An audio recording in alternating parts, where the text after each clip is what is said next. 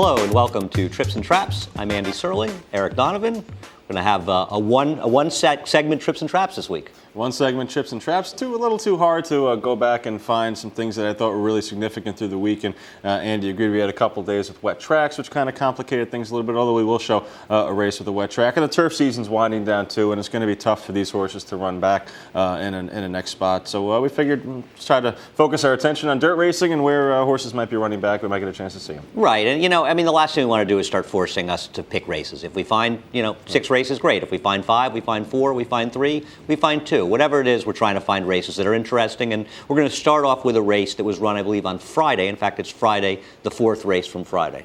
We talked a little bit about it on Inside Racing, and this is a good and acceptable number 5 for Sierra, first-time starter from a barn that really no one is familiar with. Glenn Maynham, the name of the trainer, based up at Saratoga. This horse took a little bit of money in this spot, but it was a tough race, and we see here good and acceptable, not really breaking all that sharply, but going to make a swift run up to the lead here. Yeah, it just feels like he's never in a comfortable position during the running of the race. Instead, he broke a little slowly, he rushed up, and now he dropped back a little bit, and he's being ridden by a reasonably inexperienced rider here in Gary Richards, and he spends the entire race sort of fighting the horse. As you'll see here, he stayed back again, and he's between horses, and this is not an easy trip for any first-time starter, even with an experienced rider, and when you put everything together, this horse never gets comfortable.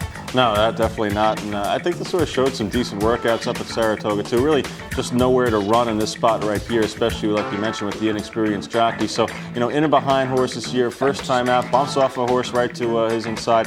So really a tough go of it early on. He's going to get a little tired in the lane here, understandably so. But you know what? Second time out with a different rider, this horse, I think, has some bet ability. Absolutely. He was not going to win this race. You can see the winner wins off by over 8 lengths in here. But I do think that this horse could have been second, maybe even, with a more experienced rider and with some experience under his belt. Caught my eye about him is he had an odd 35 workout up in Saratoga, I think late in September, early October, which is pretty fast for that racetrack. And he opened up like 10-ish to 1, and he ended up going up 26 to 1, which obviously isn't a short price, but this is a horse with his connections. You've never heard of any of the trainer as his first starter and an experienced rider. Could have been any kind of price, and I have a feeling that this horse, Good and Acceptable, will do well in his next start. You think a maiden special weight for him, or would you rather see him in a maiden claimer? Well, I don't know. It depends the field he meets. You never know. Sometimes you get a maiden claim race, you get one horse dropping that's kind of tough. Right. It really depends the field. But whatever it is, I'm going to upgrade him. Obviously, anytime these horses run, you look at where they're running. And if there's a very fast horse, he's not going to win. I'll try to get him in for second. But I'll just look at the field he runs in. I wouldn't be surprised if he drops in. And another first-time starter we're going to take a look at comes off the card of November 8th, race number 4. First-time starter named Tippity Tap, who breaks from the inside of the track. Really wet this day. This is a Frank Alexander, a first-time starter by Tappet. And breaking from the inside, a wet track, first-time starter, never an easy thing to do. No, and you can see him in the dogwood stilts, and we'll show him.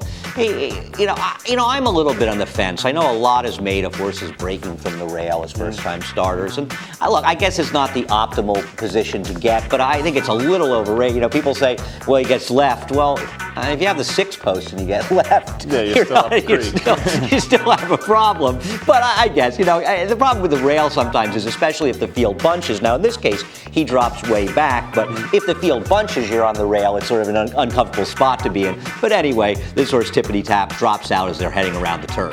And the first-time starter that's leading the race, Takariba, a horse that goes wire to wire here in this race. So it's going to be tough for anyone to make up any ground from behind. And really, Tippity Tap still not on the picture here. You're going to see Tippity Tap get in there right there in the yellow cap down on the inside. Looks like the rider wants to go outside, changes his mind, goes down inside. That might have cost Tippity Tap a length or two. And still, for a first-time starter, I thought very professional to finish up the way he does down on the inside. And here, really never going to give up, fight all the way down to the end here. I thought this was a good effort by Tippity Tap. Yeah, I almost wonder if the horse didn't slip a little bit in the turn as he was running that turn. He was gaining momentum. And, there are a couple of schools of thought. One you could say is he just saved ground and he's the only horse sort of running at the end. But I think you're right that the leader wired the field. The horse who finished second was not second the whole way, but close up the whole way. And nobody gained any ground except for Tippity Tap. And all things considered, even though he saved ground, I thought it was a promising effort also.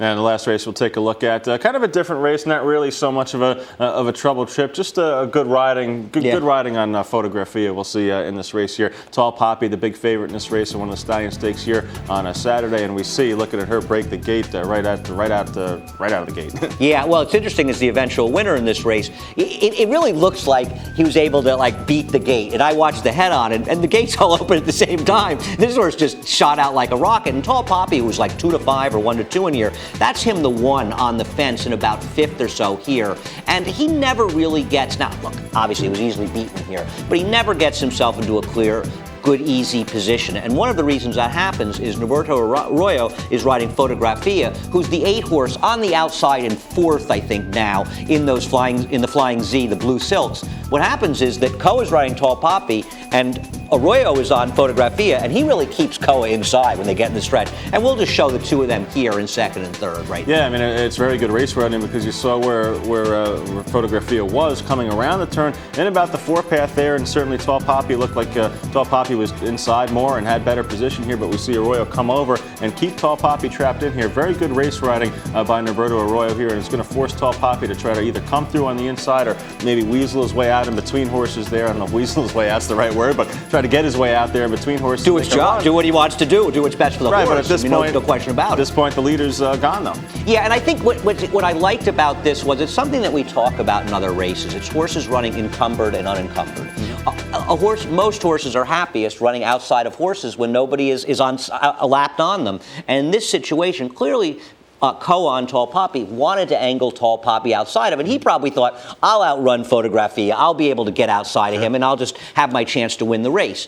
But Arroyo said, I want to finish at least 2nd in this race. Obviously, top of the stretch, both of them figured they had a chance to win the race, but you're trying to get the best position you can. And Arroyo, basically riding, was doing good race riding and saying, no, I'm not going to let you get out. That's to your advantage. I'm going to try to hold my advantage. And I thought this was an interesting race of dynamics. Did it end up affecting the final finish? No, it didn't. But I still think it was interesting to see these riders and riding aggressively and riding obviously legally and doing the best they can for their horses. You make a good point there. Not really affecting the finish because Tall Poppy I didn't think was going to win the race anyway, even with a clear shot throughout the top of the stretch through the lane there. It just wasn't his day. And you know what? This is a horse that's taken a lot of money. Probably he's going to take some money in his next start. I just don't know how good he is. I don't know if he's really improved that much. Yeah, I wonder about the turn back. Maybe he didn't like the turn back and he wants to go a little bit farther. I agree. I don't think he's done anything in his career to say he was 1-2 because of the quality of the opposition he was facing. And look, I thought he was going to win the race. I couldn't make a case. I thought the winner was the second likeliest winner, but I had a huge gap. I had a gap between the two of them as big as the winner beat Tall Poppy by.